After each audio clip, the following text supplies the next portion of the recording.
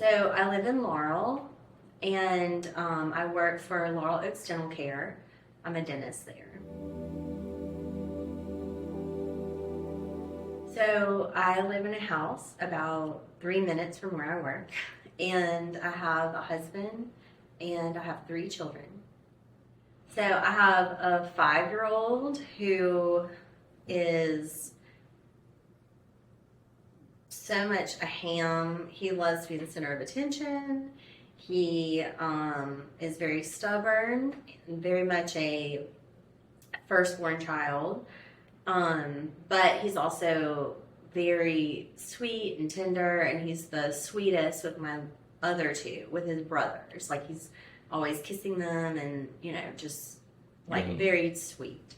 My second child is 2, almost 3, and he's everywhere we go, people want to steal him. Like, he's just so cute, and he talks so much for his age, and he's just really adorable. And we're trying to potty train right now, which is a disaster, but he's very sweet and just kind of trying to hold his own with his older brother. And then I have a son who's almost 1, and he, he's just sweet and smiling, and he's a good baby, and, he has a sweet little personality, and probably his favorite thing in the world is to just watch his older brothers, and he laughs and just finds them so entertaining. So my oldest child had developmental concerns that I noticed starting around 1 year old. I was noticing that he really wasn't talking at all. He wasn't even really saying mama. He was very quiet. And being a first-time mom at that point, you kind of don't really know that that's a little unusual. But, my gut just kind of said, he really should be talking. He should at least be saying mama and kind of babbling more. But he was just a very quiet child. Although he was very expressive, he made lots of noises for things, and we knew what he wanted based on his noises and he almost had developed his own little sign language and all the, kind of thing. And, but I definitely felt like something was a little off with him. And then with my 3rd child, he was born with a viral infection that I had, and it crossed the placenta. And so he had it in utero, and we didn't know until he was born.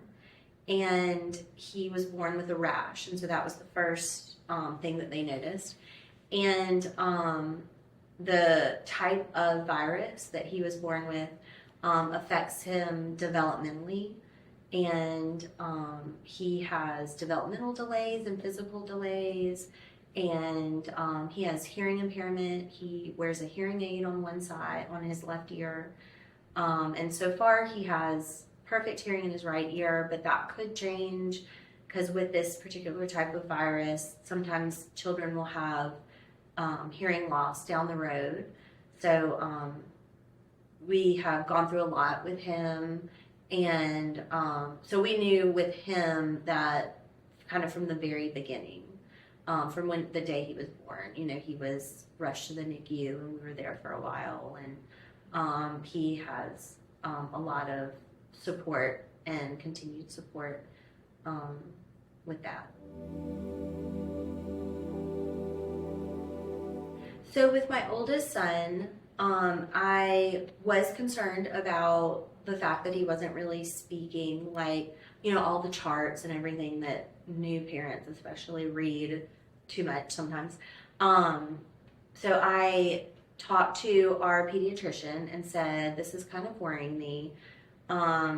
Should we do anything about this? We're doing all the things. We narrate when we talk to him, and, all the things they tell us to do. And he just doesn't really talk. And we know what he wants because of how expressive he is, but he's not really using words.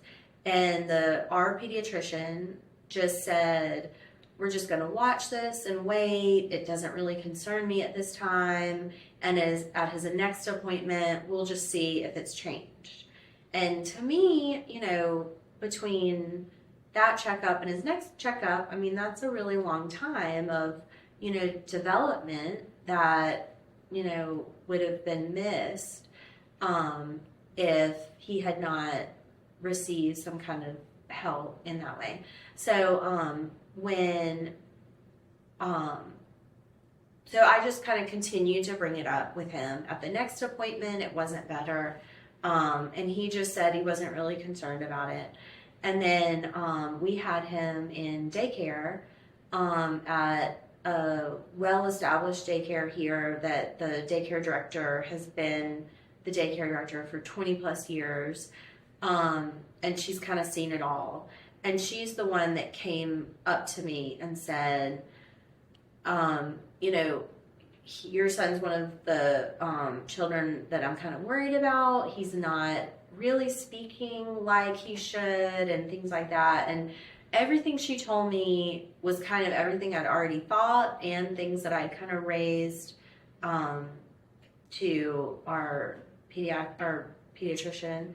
And she said, if you want, I can have him evaluated. I know someone who can come in to the daycare, because since I work full-time and my husband works full-time, it's really hard to take off and, take them to appointments. So I thought, well, that's amazing. So she knew someone who could come in and evaluate him at the daycare.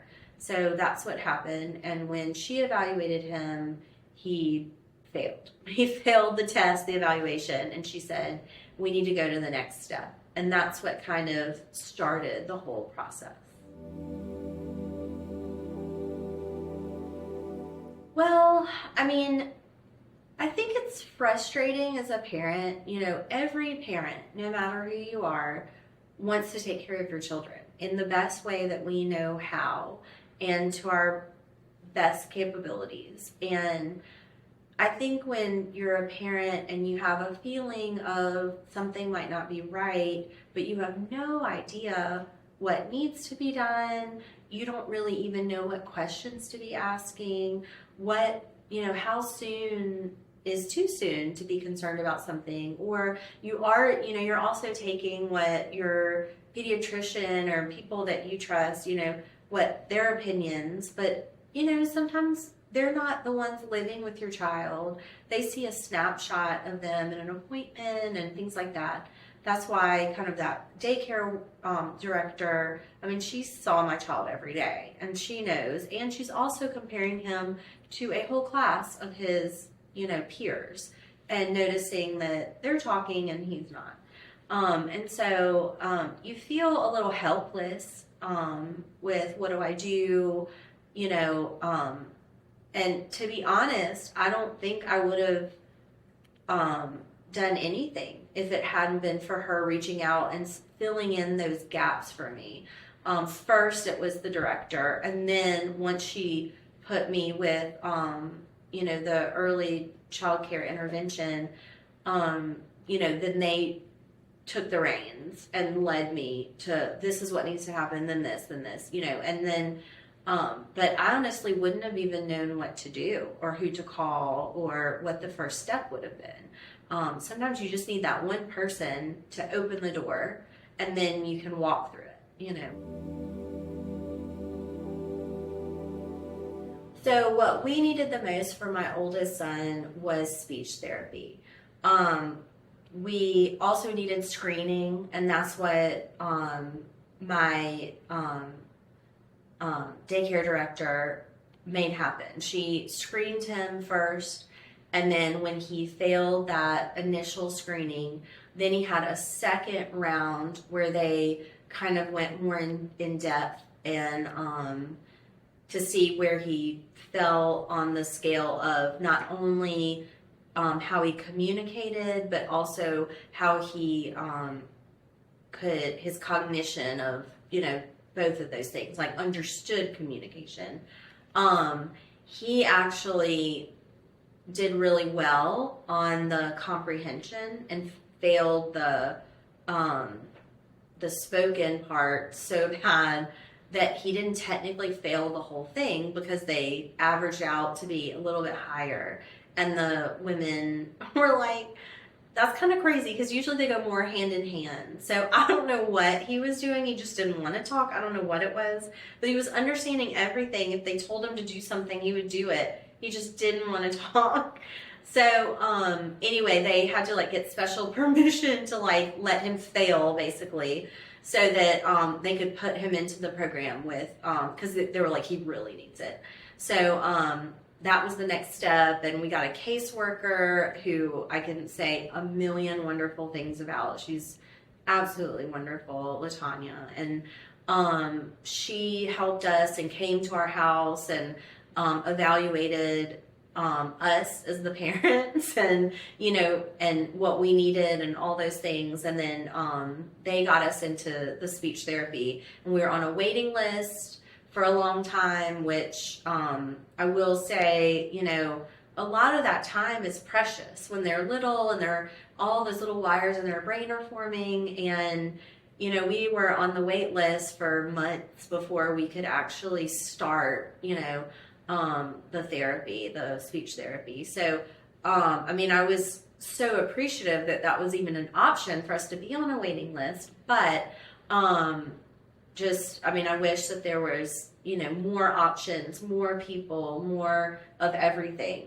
you know, because I also think, you know, I'm a very compliant mom. You know, if you tell me this will help my child, I'm like, okay, done. But I know there are other parents out there that if they're on a waiting list for 3 months, they might give up. You know, they might say, well, they didn't really seem to think maybe this was as important. You know, why are we on this waiting list? We're just going to move on. They're starting to talk a little bit now, you know, or things like that. So, you know, I mean, that kind of thing, you know, they had no control over that because you only have a finite number of speech therapists, and people, you know, and the program already is already at capacity, which shows that there's a need for it, you know. So, but it was amazing because as soon as he started into speech therapy, I mean, it was just exponential growth. I mean, it wasn't like, oh, he picked up a word this week. I mean, it was, he picked up a word today. He picked up 2 words the second day. I mean, it was amazing how, you know, within 3 months, I mean, he was just really able to communicate and use the words to, you know, let us know what he wanted. And, you know, he would have these intense tantrums and meltdowns. And I realized when he started to be able to communicate that it was really because we just didn't know what he wanted. We couldn't understand, and he would get so frustrated. So, I mean, that's, you know, a whole emotional component to that when you're not able to communicate effectively. You know, so, I mean, we definitely use the speech therapy service and, you know, loved it. And our speech therapist was amazing. So with my youngest son, we've used so many different services.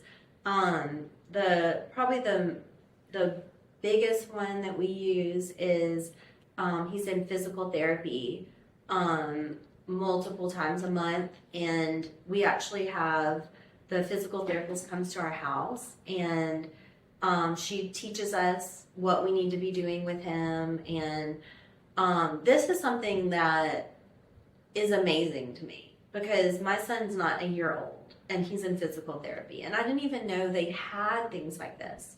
I mean, so she tells us, you know, when you're holding him, try to push him to do this and to kind of lean this way, to use that arm and prop himself up. And, you know, and there's so many little ways just as we go throughout, you know, our day to day that he can, we can kind of help him.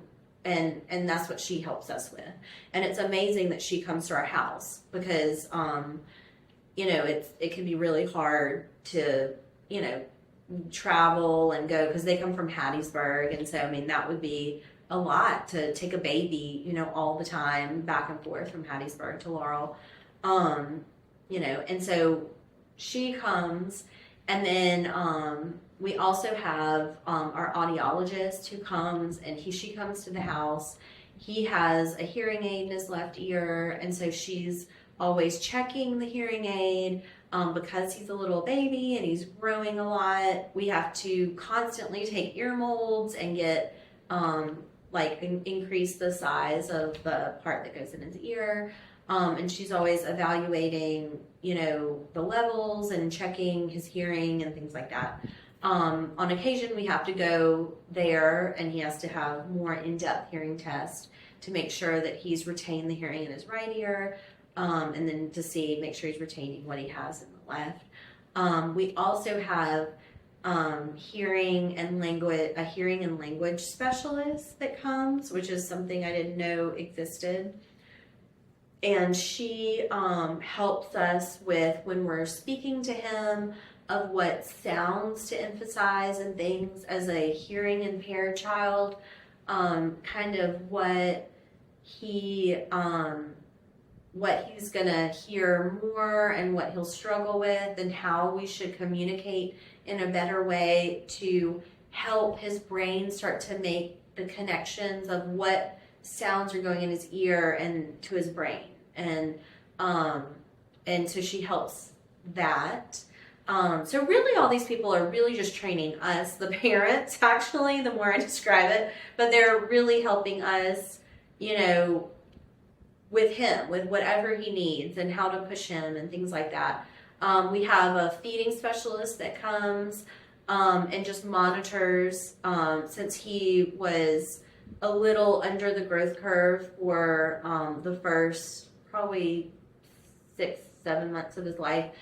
They just really wanted to monitor that very closely so that he didn't have failure to thrive. And so she was always just checking and making sure. And then as we've started adding more texture to his food and adding purees, she's been along that ride to make sure that he can eat those appropriately. But the amazing thing is just as he needs things, they evaluate him. We have a special instructor that's kind of the director of all this therapy. And she comes twice a month. And if she thought, you know what, we need to bring in someone else, then that's her job. Or, this physical therapy, I've talked to the physical therapist and they want to bump it up to an extra day. And so she's just kind of the director of that care. But we have really utilized, almost everything we can. When probably almost every service that they have there. So, that's been amazing. And my parents also, while we're at work, watch him. And so they also meet at their house because they like to talk to everyone that's taking care of your child, which is important. So, those therapies have been a little bit different but they've been invaluable.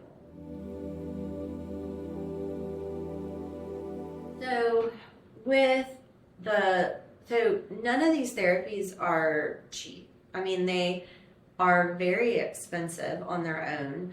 With my oldest child, with the speech therapy, we were able to get him in early enough that he had free services until he turned 3. And that was such a blessing because, they were really expensive. We chose to continue after the free services had stopped, and we did 2 additional months because they said he needed more. But I can't imagine doing all of that on our own. That would have definitely been a burden. With my youngest, I can't even comprehend how much all this would be, if we had to pay for it. It's all free, which is amazing. And I think for him, they said it was free until he's 5. I'm not even really sure about that, so, that's a little bit different too. But I think with my youngest, it's been also really nice, like I said, with that they come to us and come to our house. Just not even the burden of having to financially pay, but the burden of having to take work off. And I have a job that if my feet are not in my office, like I don't, I don't make any money. And so, and I know a lot of people, I mean, if you're an hourly worker, it's that way. Some people can't take work off, they don't have that luxury. And so, that can be very difficult. And so the fact that they're willing to work with us and we'll meet on a lunch break, we'll meet, after hours if they need to, has been really amazing. So it is difficult for me to get away from work. I do have the ability I can take off if I need to, but I need a lot of advance notice. I will say my husband has more flexibility in his job, so we have that luxury that he works for the state, and so he can, gets a lot of stored up time and things like that. We also have a village, with my parents and everything. But I don't know, I don't know how people do it when they don't have a village and don't have that. It's hard. There's so many things that I miss because I just have to be at work. I also work 4 days a week, so I do have one day off. So I try to plan anything on that day. Like when my oldest went to speech therapy, I took that day off every week because that was the day that they could meet with him.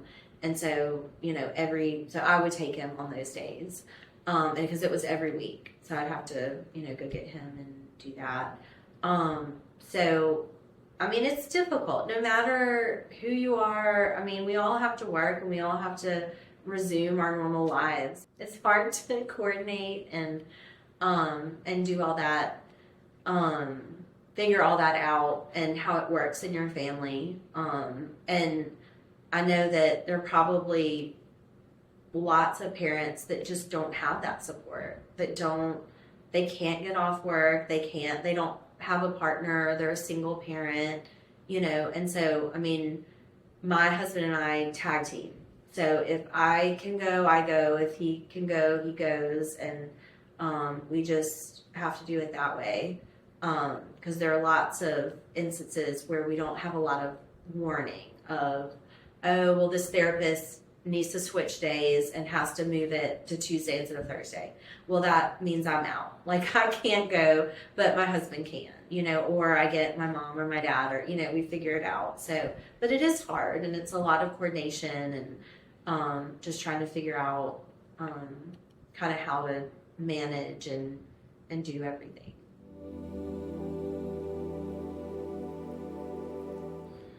So with my older child, early intervention has shaped him tremendously.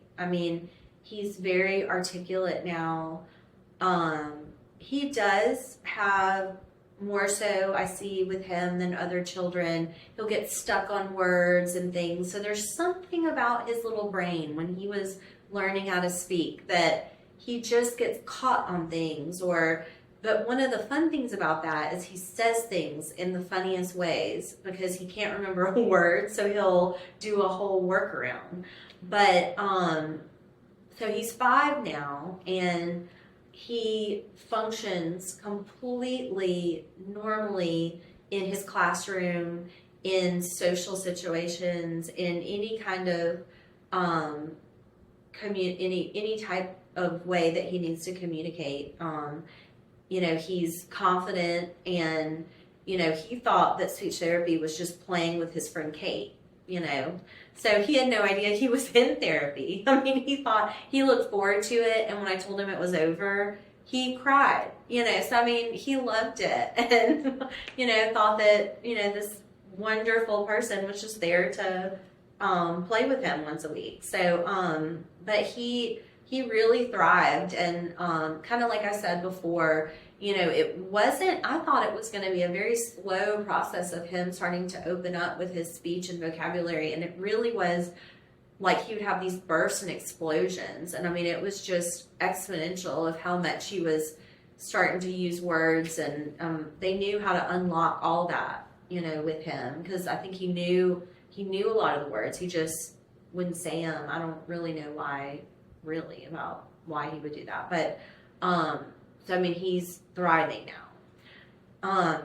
With my youngest child, we still are in the middle of that journey. But I will say he becomes stronger every week. I mean, every time the physical therapists have a session with him, they're like, he's doing a new thing, and it's because we're working with him. And to be honest, with two older children, this is my third boy, and, we're exhausted. I mean, my husband and I are tired all the time, and we both have jobs and a lot of stuff going on. And I can see how without this guided direction of what we need to be doing to support him, I mean, he would probably just be along for the ride. We would just be holding him and, stick him over here in this chair, and instead we are constantly teaching, pushing him, using what we've learned to, the way we communicate with him is different.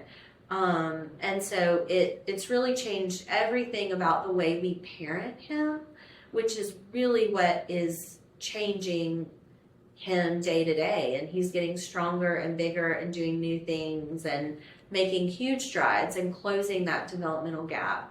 Because he started out being about 3 months delayed, and we're slowly closing that gap. So, really, I mean, children are the future. I know it's corny to say that, but I mean, we all start as children, and to be honest, what happens in childhood affects people for the rest of their lives.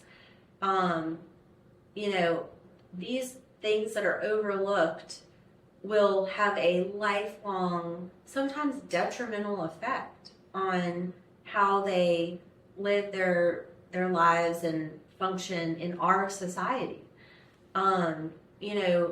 Children also deserve the best care and deserve anything they need to be able to grow and thrive and, reach their full potential. And, every single child deserves that. And I think that, first and foremost, I mean, you can say that, of course, we need more services, we need more funding, more money, blah, blah, blah, blah, blah. But really, you also just need more avenues for people to even be educated on what there is and what, what's out there and what they even have access to. I think, the door in both of my children's cases was opened by someone who said, this exists. Do you want to take advantage of it? And I said, yes, please. And then, with my oldest and my youngest, I mean, he, needed a lot of services just right out the gate. But, a lot of people might not have that person. They might not have anyone that says, would you like to take advantage of these services? They're here. We have different therapies that could help. And I very much live by the philosophy of therapy never hurts anything. If you don't have anything to improve, therapy's not going to help much, but it's never going to hurt. I mean, it's only going to make things better, make children smart, stronger, more confident, and improve their lives. And I don't understand why, that can't be something that everyone would want to rally around.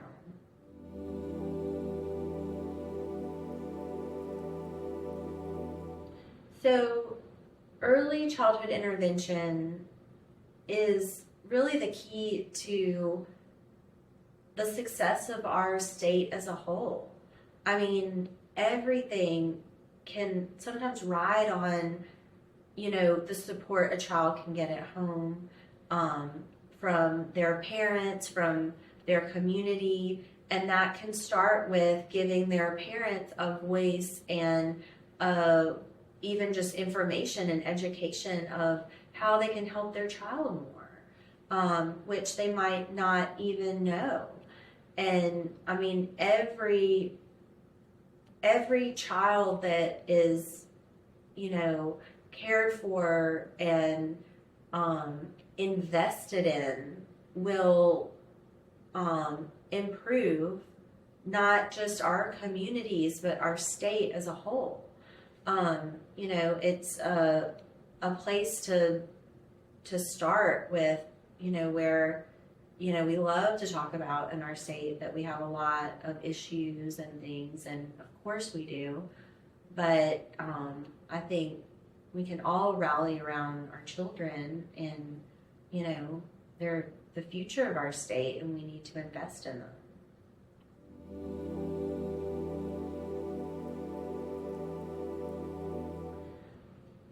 I would just share about what I've learned along the way, about, how frustrating and difficult and tired you are as a parent a lot. You just have so much on your plate. And I think I don't have proof of this, but I really think that a lot more is expected of parents these days than it used to be. Just in terms of, you can't just throw a birthday party with a cake and balloons. Now it has to have a theme. Like, everything is extra these days. And a lot of focus is placed on, all these things that probably don't matter. But it puts a lot of pressure on parents. And I think that they're all trying to do their best, and they're all trying to advocate for their own children best they can. And I think that I consider myself to be a well-educated person, and I have a good support system with my family, with people I know in the community that are also leaders in the community that I don't mind reaching out to. And yet I had no idea what to do about my son when he wasn't talking, and I felt hopeless. And you mention it to friends and they're like, oh, he'll catch up, but you just know, I think there's more there. I think he needs extra help. And I just feel like if someone like me doesn't know where to go, who to ask, what to look for, I mean, I have a medical background, and I don't know, when my pediatrician says, we'll just watch this, and I'm like, okay, I just feel like the people that don't have a medical background or don't have a good support system, that even if they can get these services, they don't even know how they're going to afford them or even get their child to and from the therapy. They can't even, figure that part out. What's going to allow them to be able to, have the same things for their child that I had for mine, when I just happened upon it, really. I mean, by chance, that this amazing, director started it all, with my oldest son. So I just think that, every child deserves the best and the best care, and that should be something that everybody should have access to. And I feel like, it's hard enough being a parent, and then, when you don't really know how to move forward, it can be even more frustrating. So I think, it's wonderful what y'all are doing, and hopefully this will help with education and just resources. I really think, with that, talking about, the daycare director, that should be all these point people in these children's lives that are watching them all the time, more than just, like I said, you think a pediatrician would be a really good point person, but they really don't see them very often. They see them, for 10 minutes, 5 minutes, every 6 months, and then it gets less and less, So anyway, so I think having more people watching children, advocating for children, educating parents, having more resources for parents, and letting them know what's out there, and making it really accessible, with this is how it can work for you, would be helpful in general.